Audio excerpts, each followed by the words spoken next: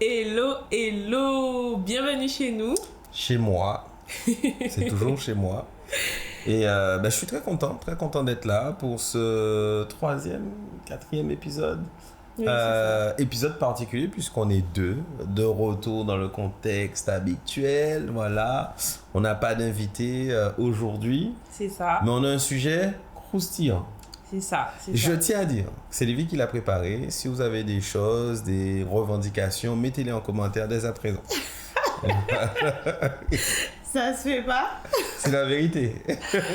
Bref, en tout état de cause, on a remarqué quand même que donc vous regardez les vidéos, il n'y a pas de problème, mais vous ne vous abonnez pas. Donc abonnez-vous à la chaîne. Abonnez-vous également sur nos comptes Instagram, donc Livy, Elori et... Vous les avez en description et sur la vidéo. Vous connaissez, mais j'espère qu'ils seront là. Et JFB Service. Voilà. Donc voilà, abonnez-vous. Donc aujourd'hui, on va parler d'un sujet qui nous semble capital. C'est le fait de se poser la question comment allier travail et vie personnelle.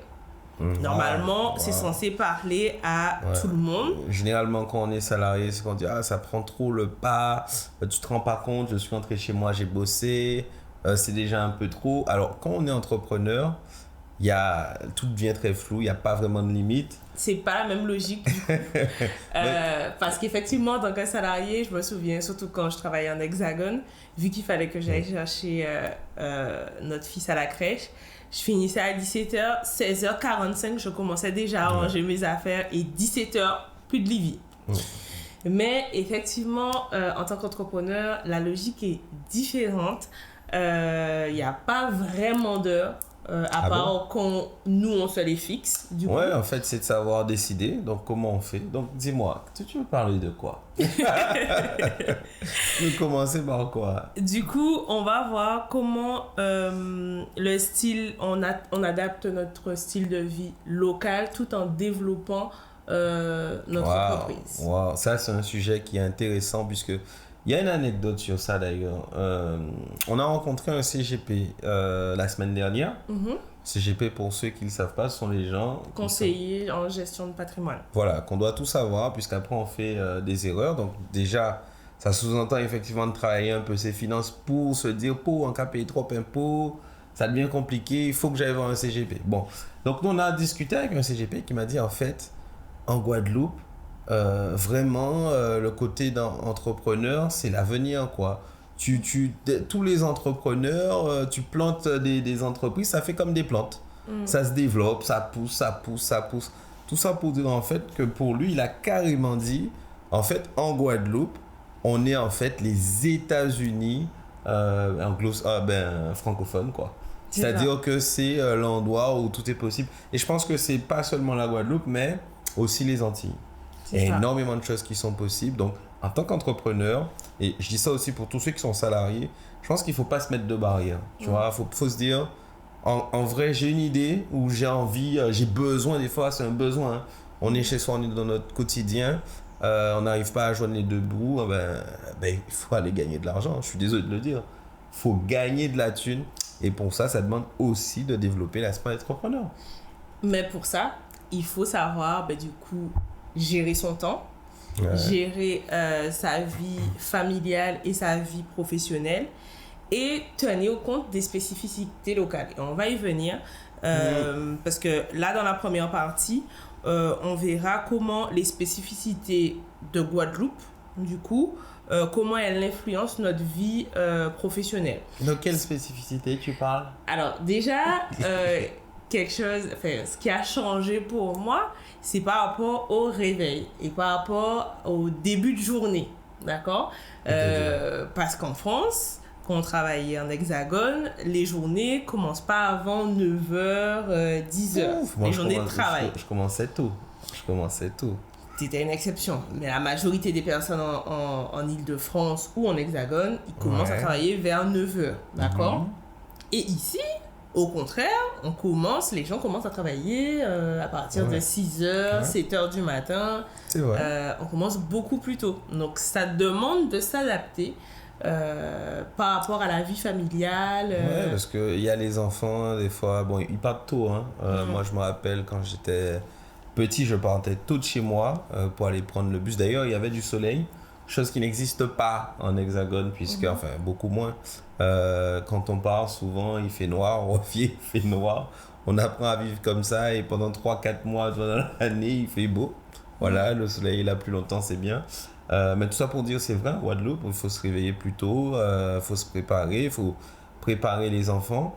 Nous, c'est un peu particulier parce qu'en tant qu'entrepreneur, curieusement, on a eu plus de liberté à ce moment-là. Enfin, ça a été plus simple de s'organiser puisque ben, comme on a la possibilité on va dire, d'adapter nos journées, ben, on va tout simplement choisir la plage horaire qui nous correspond le mieux. Voilà, concrètement, moi, mes journées de travail, si je sais qu'il faut que je m'occupe de mon fils, ben, elles commencent plus tard. Voilà, dans mon planning, je prends des rendez-vous plus tard. C'est ça, c'est ça. Voilà. Et comment tu arrives, par rapport aux spécificités de la Guadeloupe, à pouvoir adapter ce que tu fais, donc le cadre naturel avec ta vie professionnelle? Le cadre naturel, j'ai pas compris. Je vais la poser autrement. Je sais pas si tu te souviens, lorsqu'on a décidé de rentrer au pays, on était au restaurant, on discutait de ça. Et est-ce que tu te souviens de la phrase que tu m'as dite par rapport au cadre naturel et à ta façon de travailler? C'est la vie qu'on veut. Oui. Et qu'est-ce que j'ai dit d'autre?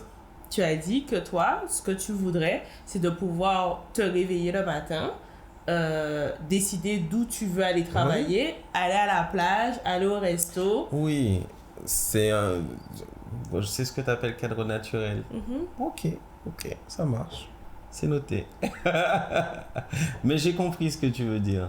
C'est vrai que moi, c'est important pour moi. C'est-à-dire que la notion de liberté, c'est vraiment ce qu'il y a de plus important. Okay. Ah, si tu veux, tu peux me boxer. Ça ira plus vite. Vous savez, il y a des réactions, il y a des choses qu'on voit entre nous. Là, vous avez vraiment les sens. J'ai senti qu'elle voulait me donner un coup de poing, donc je lui permets de se libérer. Voilà. Donc, ceci étant dit, bon. Oui, pour moi, c'est important, vraiment, sérieusement, d'avoir cette liberté. Moi, c'était le mot le plus important pour moi, puisque quand on travaille, moi, j'avais le sentiment toujours de devoir rendre des comptes. Tu vois, X, Y, Z. Alors, on a un peu de chance quand on tombe sur des gens qui sont, qui ont de l'estime des autres, qui ont des valeurs et ça marche très bien. Le cas contraire, on fait avec. Moi, j'ai toujours voulu, en tout cas préféré être mon propre patron parce que je savais que si demain je devais être le patron de quelqu'un, au moins je serais bienveillant, ce qui est très très très rare. Et aujourd'hui, dans l'équilibre, moi je vois mon boulot, je travaille beaucoup, donc je me rends disponible tôt, je me rends disponible sur de longues plages horaires. Par contre, je profite aussi beaucoup avec ma famille. Si vraiment il y a un besoin, même un imprévu, c'est aussi possible de se réorganiser. J'arrête tout, je priorise. Et il y a toujours, dans la semaine au moins, j'essaie de prendre des temps pour passer en famille. Et c'est là où je voulais en venir, parce que je trouve qu'ici, l'une des spécificités dans la vie personnelle, c'est que c'est le rôle et la place de la famille. Autant quand on était en Hexagone, quand on partait, c'était métro, boulot, dodo. Tout le temps. Autant là, déjà, il n'y a pas de métro. C'est travail et famille. Et le plus souvent, dès qu'on finit le travail, on va voir la famille, etc. Et je trouve que c'est pas du tout la même façon de voir, c'est pas du tout les mêmes... Non, c'est pas...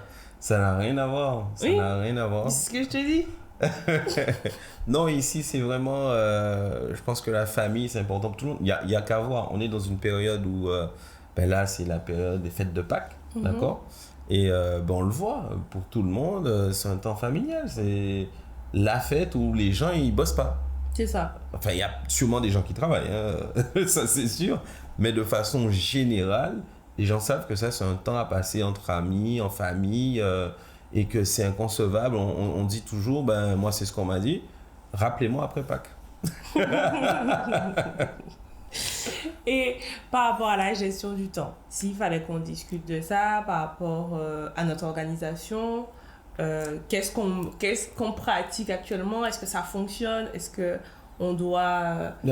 En fait, nous, on est souvent dans l'anticipation.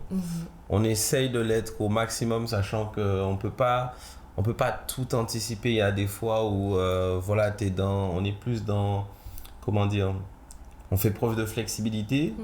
Donc, on doit aussi être sur l'instant T, mais essentiellement, c'est anticiper. Par exemple, aujourd'hui, on tourne des podcasts, c'est vrai, mais on ne tourne pas des podcasts pendant qu'on est sur des chantiers. Oui. Ça, c'est des choses qu'on essaye de planifier en amont. Pour tout vous dire, on discute même déjà de choses qu'on fera d'ici 2 mois, 3 mois. Voilà, on essaie de se donner de l'avance. Et voilà, et ça on le répète sur toutes nos casquettes d'entrepreneurs au maximum. Et après, ça permet de baliser le terrain. Et ensuite, au jour le jour, ben, on fait avec les aléas. Quand il y a des imprévus qui arrivent, on se réorganise, on fait des choix, parfois clivants, et voilà, ça fonctionne comme ça. Mais j'aime beaucoup parce que effectivement, c'est à ce que j'avais pensé, c'est au fait qu'on est flexible, le fait également qu'on s'adapte beaucoup. Lorsque on nous informe à la crèche de notre fils le vendredi qu'il faut faire un cerf-volant pour le lundi alors que notre week-end était déjà booké, on a su s'adapter et pouvoir... Ou même, tu as des gros chantiers parfois qu'on entame. Justement, vous savez, quand les enfants ils sont gardés, souvent, alors on n'a pas ce problème-là trop en Guadeloupe, mais les enfants ils tombent beaucoup malades. Ouais. Et sur certaines maladies, certaines choses, on ne peut pas les garder. Il faut être prêt à aller récupérer l'enfant. Et ça peut te bousculer une journée ou plusieurs. Ça a été plus compliqué, j'ai trouvé, quand tu étais encore salarié. Et aujourd'hui, c'est plus simple. Oui. C'est plus simple. Forcément. Et il faut dire aussi qu'on utilise beaucoup d'outils digitaux qui nous permettent de pouvoir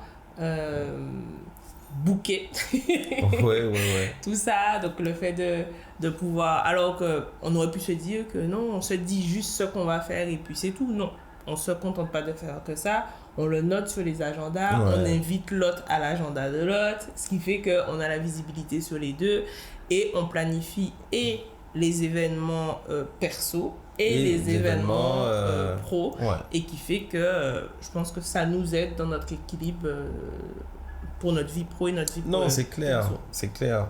D'ailleurs, quand on parle d'équilibre, ça me fait penser que je réalise qu'en fait, s'il n'y a pas d'équilibre, ça ne fonctionne pas. Tant sur la partie pro que privée. Et ça crée des tensions, des désaccords. Je pense qu'en tout cas pour nous, on a déjà vraiment ancré le fait qu'il faut bosser dur, mais il faut aussi prendre du temps pour soi. Il faut savoir couper, il faut savoir faire des choses aussi, même si on a l'impression que quand on fait ces choses-là, on est un peu dans l'improductif.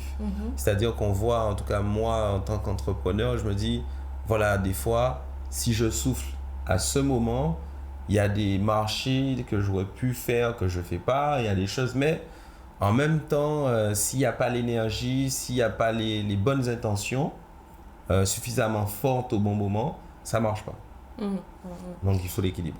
Et aussi, ce qui me fait marrer quand tu dis ça, c'est qu'il y a des fois, comme ça, moi je sais que je suis sur le travail, mais je ne sais pas forcément si à ce moment-là il est sur le travail ou pas, et j'arrive et je commence à déblatérer, et il me sort, non là, c'est mon moment à moi. Ouais, non, attendez, non, faut le dire. Je pars des fois à 6h, 7h du matin, voilà, on rentre, il est 21h déjà, et parfois quand on rentre à 19h, on enchaîne sur autre chose, on finit à 22h30. À 22h35, tu me lances sur un autre sujet. Je dis, attends, il y a 24 heures dans la journée. Laisse-moi 30 minutes pour moi. Ça peut aider.